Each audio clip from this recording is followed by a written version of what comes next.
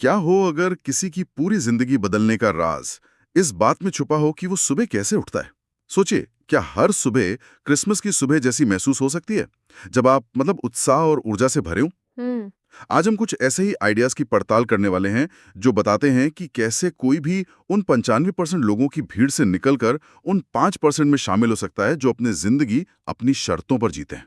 और ये सिर्फ सुबह जल्दी उठने की बात नहीं है, क्योंकि बहुत से लोग सुबह 5 बजे उठ तो जाते हैं, पर फिर 1 घंटा फोन पर बिता देते हैं। हाँ, ये भी है। आज हम जिस तरीके की बात कर रहे हैं, वो उस सुबह के पहले घंटे को एक ऐसे शक्तिशाली हथियार में बदलने के बारे में है, जिसने दुनिया भर में हजारों लोगों को सेहत, दौलत और खुशी के एक नए लेवल पर पहुंचाया है। हाँ, ये बहुत जरूरी बात है। तो हमारा मकसद इस शक्तिशाली ढांचे के सबसे जरूरी हिस्सों को सामने लाना है। ये आइडिया आया कहाँ से, ये काम कैसे करता है और इसे अपनी जिंदगी में कैसे उतारा जा सकता है। बिल्कुल।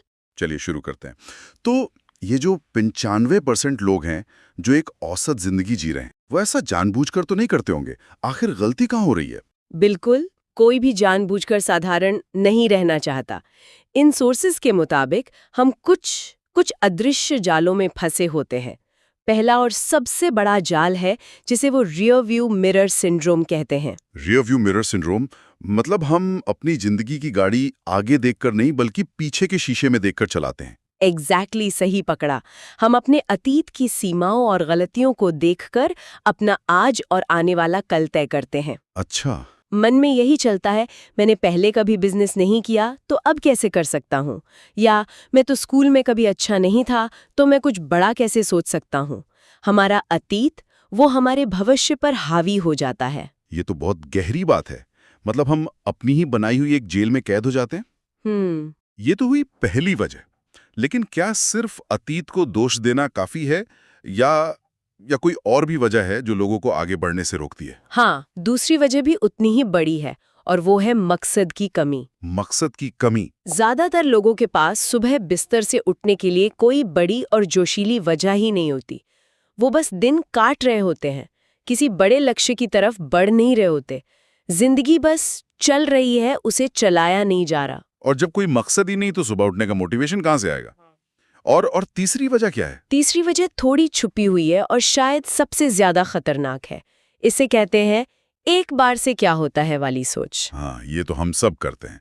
आज जिम छोड़ देते हैं, कल कर लेंगे। एक समोसा ही तो है, क्या फर्क पड़ता है? बिल्कुल, यही वो जाल है।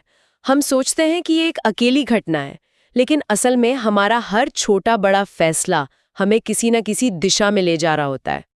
वो हर एक समोसा मिलकर ही वजन बढ़ाता है, और हर छोड़ा हुआ वर्कआउट हमें अनफिट बनाता है।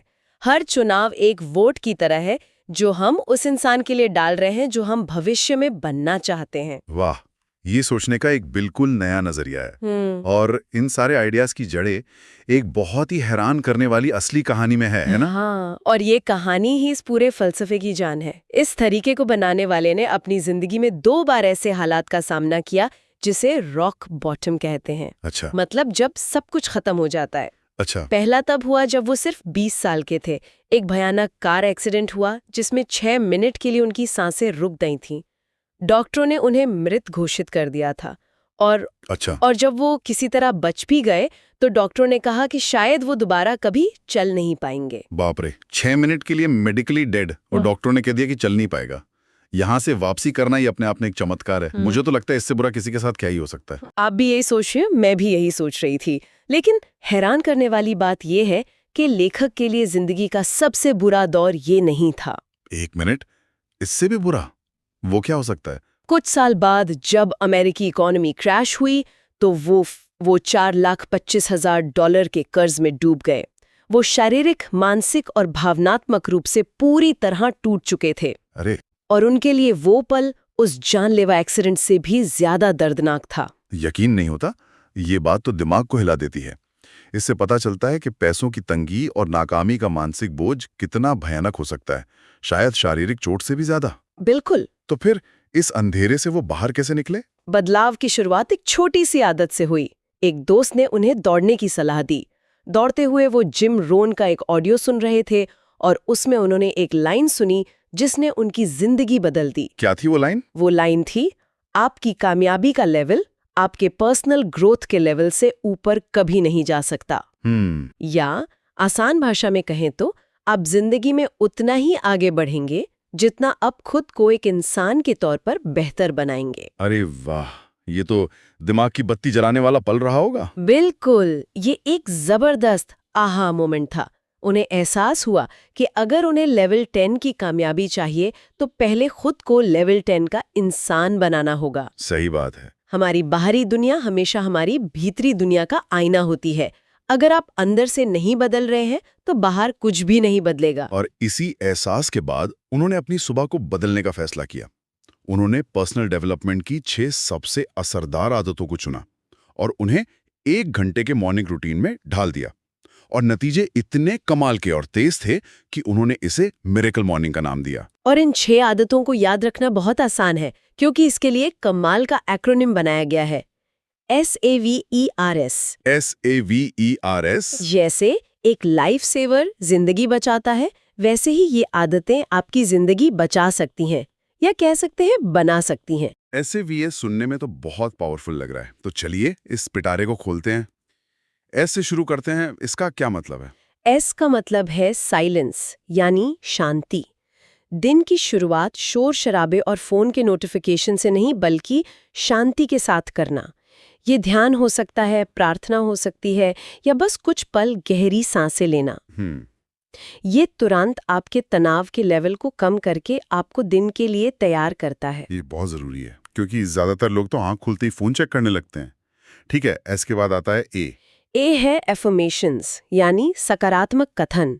ये अपने दिमाग को दोबारा प्रोग्राम करने का एक तरीका है। अच्छा, एफर्मेशंस, ये तो आजकल बहुत सुनने में आता है, लेकिन कई लोगों को लगता है कि ये बस खुद से अच्छी अच्छी बातें बोलना है। क्या सोर्सेज बताते हैं कि इसे सही तरीके से कैसे किया जाए ताकि ये वाकई काम करें? हाँ, इसमें एक बहुत जरूरी बात बताई गई है। सिर्फ ये कहना कि मैं अमीर हूँ काफी नहीं है। आपको ये भी बताना होगा कि आप अमीर बनने के लिए क्या करेंगे और क्यों बनना चाहते हैं। अच्छा, मतलब एक्शन भी जोड़ना है? बिल्कुल। जैसे मैं हर दिन अपने बिजनेस पर 1 घंटा ज्यादा काम करूंगा ताकि मैं आर्थिक रूप से आजाद हो सकूं और अपने परिवार को एक बेहतर जिंदगी दे सकूं।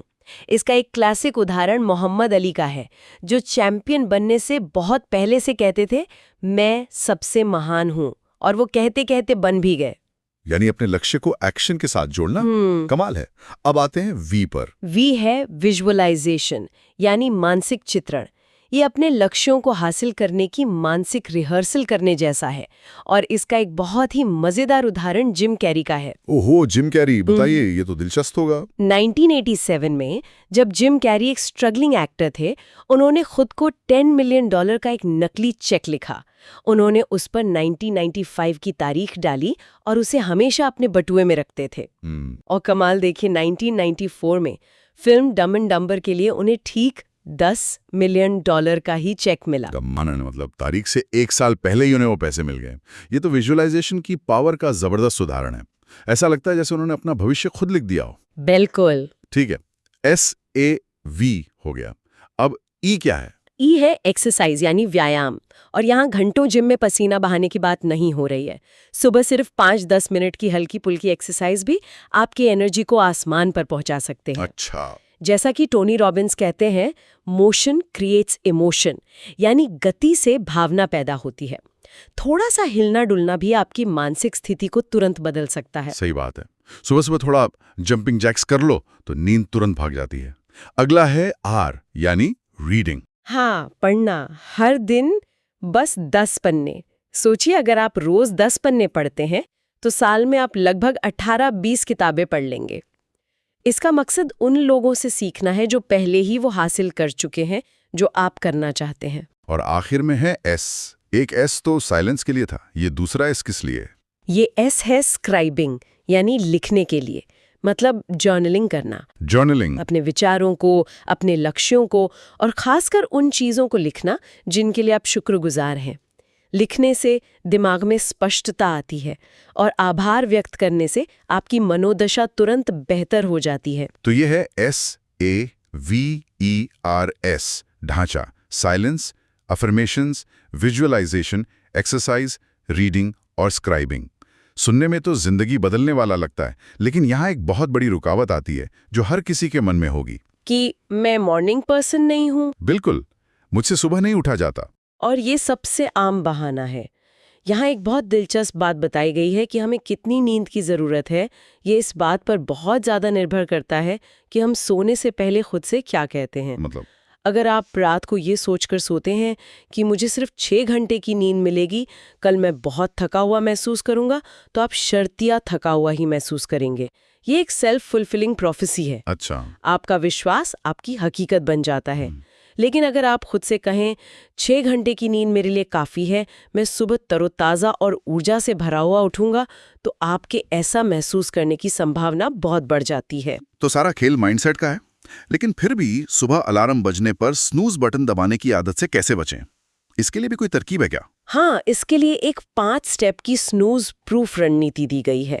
इसका मकसद आपके वेकअप मोटिवेशन लेवल यानी WUML को बढ़ाना है। WUML, ये नया शब्द है। चलिए, इन 5 कदमों को जानते हैं। पहला कदम, रात में ही इरादे तय करें। सोने से ठीक पहले अगले दिन की सुबह के लिए उत्साहित हों। सोचें कि आप सुबह उठकर शांत महसूस करेंगे, अपने लक्ष्य के और करीब जाएंगे। ये एक मानसिक तैयारी है। ओके। दूसरा कदम तो मेरा पसंदीदा है। अलार्म घड़ी को कमरे के दूसरी तरफ रखें। ये एक क्लासिक तरीका है, लेकिन 100% काम करता है। आपको अलार्म बंद करने के लिए बिस्तर से उठना ही पड़ेगा और आधा काम तो वही हो जाता है। बिल्कुल।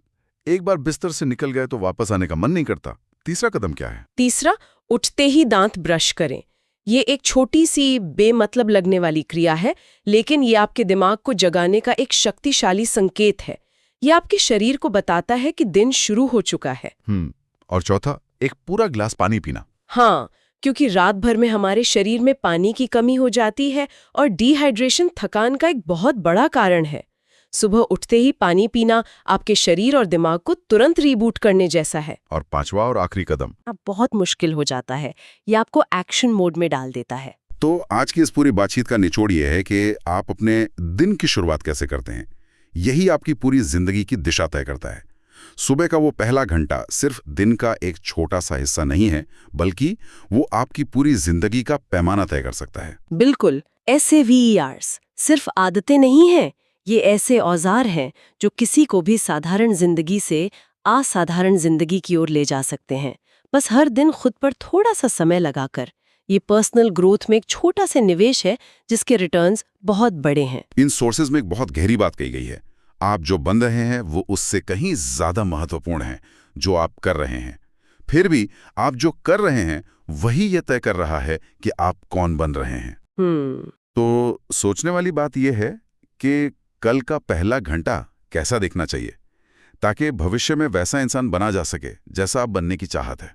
और अगर इस तरह की बातें आपको प्रेरित करती हैं, तो और प्रेरक शॉर्ट्स और वीडियो के लिए हमारे चैनल पर जरूर जाएं और सब्सक्राइब करें। हम ऐसी ही जानकारियों को आप तक पहुंचाते रहते हैं।